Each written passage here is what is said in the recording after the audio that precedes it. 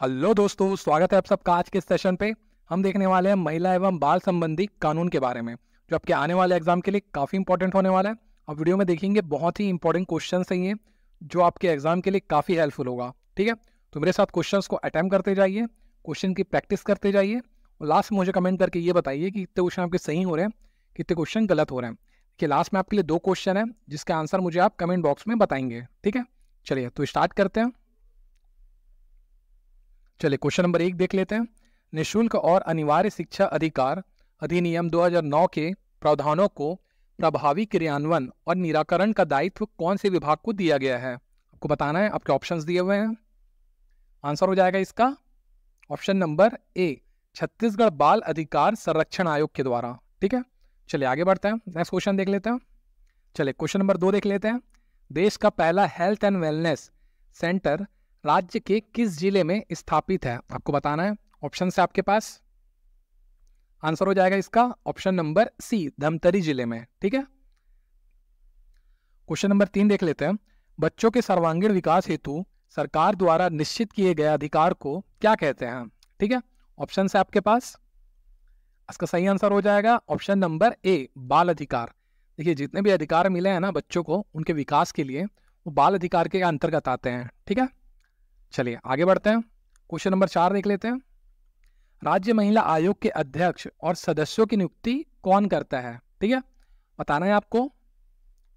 चलिए इसका सही आंसर हो जाएगा ऑप्शन नंबर ए, राज्यपाल के द्वारा जो राज्य महिला आयोग है उसके अध्यक्ष की भी और सदस्यों की नियुक्ति की जाती है। ठीक है, देखिए जो राज्य महिला आयोग है यह एक गैर संवैधानिक संस्था है जो परामर्श देता है। जितनी भी उत्पीड़न की समस्याएं आती है महिलाओं को, उनकी समस्याओं को सुना जाता है, उनका जांच किया जाता है, फिर उनका निराकरण करते हैं। ठीक है, इस आयोग के द्वारा। आप मुझे आंसर बताएंगे कमेंट बॉक्स में कि छत्तीसगढ़ राज्य महिला आयोग के अध्यक्ष कौन है अभी। ठीक है, आंसर दीजिएगा कमेंट बॉक्स में।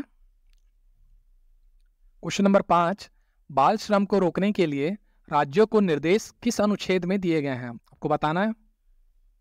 आंसर हो जाएगा इसका ऑप्शन नंबर बी, 239 ई में। ठीक है, राज्यों को निर्देश दिए गए हैं बाल श्रम को रोकने के लिए। जो 14 साल से कम आयु के बच्चे होते हैं, जिसको फैक्ट्री वैक्ट्री में काम के लिए लगा लिए रहते हैं, वो सब जितने भी उनसे बाल श्रम कराया जा रहा है उनको रोकने के लिए जो राज्यों को निर्देश मिलता है वो कौन से अनुच्छेद के अनुसार मिलता है? अनुच्छेद 239 ई के अनुसार। ठीक है, क्वेश्चन नंबर 6 देखते हैं। दुष्कर्म के लिए फांसी की सजा का प्रावधान करने वाला पहला राज्य कौन सा है? ठीक है, आपको बताना है भारत में पहला राज्य कौन है। देखिए इसका आंसर हो जाएगा option number C, Madhya Pradesh. Madhya Pradesh पहला राज्य है जो डायरेक्ट क्या करेगा, फांसी की सजा देगा दुष्कर्म के लिए। ठीक है, देखिए अभी संसद में भी क्या बोलते हैं, जो सेंट्रल गवर्नमेंट है वो भी क्या बोलते हैं, जो दुष्कर्म के लिए जो सजा है उसको बढ़ाने का काम कर रही है। अब देखे होंगे। चलिए आगे बढ़ते हैं। क्वेश्चन नंबर 7 देखते हैं। हिंदू विवाह अधिनियम किस वर्ष पारित हुआ? आपको बताना है। आंसर हो जाएगा इसका ऑप्शन नंबर ए, 1955 में। ठीक है, उस टाइम पीएम कौन थे हमारे? पंडित जवाहरलाल नेहरू जी। ठीक है, देखिए जो हिंदू विवाह एक्ट है, अभी देखो रिसेंटली चर्चा चल रहा है देश में यूसीसी कानून लाने के लिए, ये उसी से रिलेटेड है। ठीक है, यूनिफॉर्म सिविल कोड। चलिए क्वेश्चन नंबर 8 देख लेते हैं। अंतर्राष्ट्रीय महिला दिवस कब मनाया जाता है? आपको बताना है। ऑप्शन है आपके पास। आंसर हो जाएगा इसका ऑप्शन नंबर ए, 8 मार्च के दिन। ठीक है, कभी कभी इसका थीम भी पूछ लेता है, तो याद रखिएगा इसका थीम क्या है, डिजिट ऑल। ठीक है, इसका थीम है digit all, innovation and technology for gender equality. ठीक है, ये इसका थीम है इस बार का। चलिए क्वेश्चन नंबर 9 देखते हैं। निर्भया अधिनियम कब लागू किया गया? ठीक है, ऑप्शन है आपके पास। सही आंसर हो जाएगा इसका ऑप्शन नंबर ए, 2012 में। ठीक है, चलिए क्वेश्चन देख लेते हैं। बालक अधिकार संरक्षण आयोग अधिनियम 2005 राज्य बालक अधिकार संरक्षण आयोग का गठन किस धारा के अंतर्गत किया गया है? ठीक है, आपको बताना है कौन से धारा के अंतर्गत किया जाता है। आंसर हो जाएगा इसका ऑप्शन नंबर सी, धारा 17 के अंतर्गत जितने भी राज्य हैं वह राज्य बालक अधिकार संरक्षण आयोग का गठन किया जाता है। ठीक है, चलिए आगे बढ़ जाते हैं। क्वेश्चन नंबर 11 देखते हैं क्या बोल रहा है। क्वेश्चन नंबर 11, महिला आयोग जन सुनवाई में किन समस्याओं को और शिकायतों का समाधान किया जाता है? देखे होंगे ना, बहुत सारी सुनवाई लगती है, जन सुनवाई होती है, तो आपको बताना है कि इसमें कौन कौन सी शिकायतों का वहाँ पे समाधान किया जाता है। ठीक है, ऑप्शन आपके पास है, अभी तक आपने आंसर लगा लिया होगा। इसका सही आंसर हो जाएगा ऑप्शन नंबर डी, उपरोक्त सभी। देखिए, दहेज उत्पीड़न का मामला देखते हैं हम, घरेलू हिंसा के मामले देखते हैं, यौन शोषण के मामले भी देखते हैं जब जन सुनवाई होती है महिला आयोग के द्वारा। क्वेश्चन नंबर 12 देख लेते हैं, protection of right of marriage act. ठीक है, ये कब लागू हुआ ये आपको बताना है। ऑप्शन है आपके पास।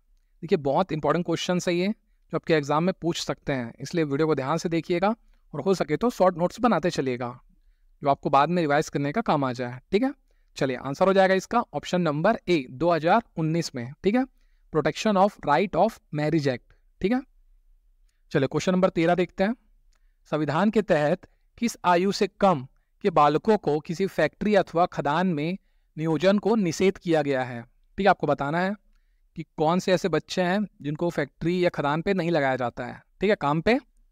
आंसर हो जाएगा इसका ऑप्शन नंबर ए, 14 वर्ष से कम के बच्चों को। देखिए, खतरनाक कार्यों के लिए इनको नहीं लिया जाता है। ठीक है, याद रखिएगा, आंसर हो जाएगा इसका ऑप्शन नंबर ए।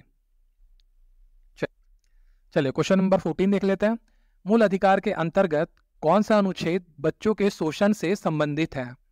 ऑप्शन है आपके पास, आंसर हो जाएगा इसका सही ऑप्शन नंबर ए, अनुच्छेद 24 बच्चों के शोषण से संबंधित है। ठीक है, चलिए आगे बढ़ते हैं, क्वेश्चन नंबर 15 देख लेते हैं, निम्न में से कौन सा बाल अधिकार हनन का उदाहरण है। ठीक है, जो ऑप्शंस दिए हैं इसमें से बताना है कौन जो बाल अधिकार का हनन करता है। ठीक है, आंसर हो जाएगा इसका ऑप्शन नंबर सी, बाल विवाह करना।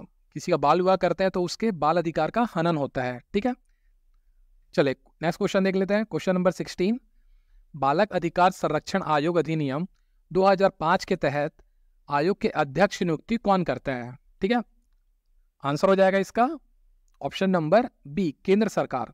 ठीक है, केंद्र सरकार के द्वारा आयोग के अध्यक्ष की नियुक्ति की जाती है।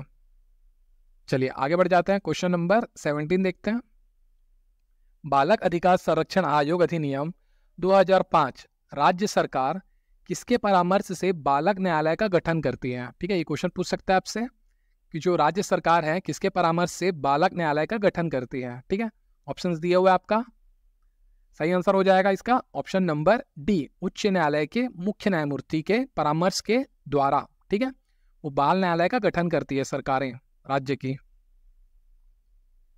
चलिए क्वेश्चन नंबर 18, राष्ट्रीय बाल अधिकार संरक्षण आयोग के अध्यक्ष कौन है। ऑप्शन है आपके पास, आंसर हो जाएगा इसका ऑप्शन नंबर ए, प्रियंक कानून नगो। ठीक है, चलिए आगे बढ़ जाते हैं, चलिए क्वेश्चन नंबर 19 देखते हैं, लैंगिक उत्पीड़न में सम्मिलित है, तो आपको बताना है इनमें से कौन कौन सी चीज सम्मिलित है। आंसर हो जाएगा इसका ऑप्शन नंबर डी, उपरोक्त सभी। ठीक है, ए भी आ जाएगा, बी भी आ जाएगा, सी भी आ जाएगा। ठीक है, चलिए आगे बढ़ जाते हैं, क्वेश्चन नंबर 20 देखते हैं, दहेज से संबंधित अपराधों का विचारण किस न्यायालय में किया जाता है। ठीक है, आंसर हो जाएगा इसका ऑप्शन नंबर डी, प्रथम श्रेणी न्यायिक मजिस्ट्रेट के पास। ठीक है, चलिए क्वेश्चन नंबर 22, दहेज प्रतिषेध अधिकारी की नियुक्ति कौन करता है, आपको ये बताना है। ऑप्शन है आपके पास, देखिए इसका सही आंसर हो जाएगा ऑप्शन नंबर बी, राज्य सरकार के द्वारा इसकी नियुक्ति की जाती है। ठीक है, आंसर बताएंगे मुझे कमेंट करके। ठीक है, पहला क्वेश्चन है राष्ट्रीय बाल अधिकार आयोग की स्थापना कब हुई, और दूसरा क्वेश्चन है मुख्यमंत्री बाल संदर्भ योजना का शुभारंभ कब हुआ। ये दोनों क्वेश्चन के आंसर आप मुझे कमेंट करके बताएंगे। ठीक है, अगर आपको वीडियो अच्छी लगी हो तो प्लीज़ वीडियो को लाइक कीजिए, अगर चैनल पर नए हैं तो चैनल को सब्सक्राइब कर लीजिए और बेल नोटिफिकेशन बटन को ऑन कर लीजिए। Thanks for watching. जय हिंद, जय भारत, जय छत्तीसगढ़।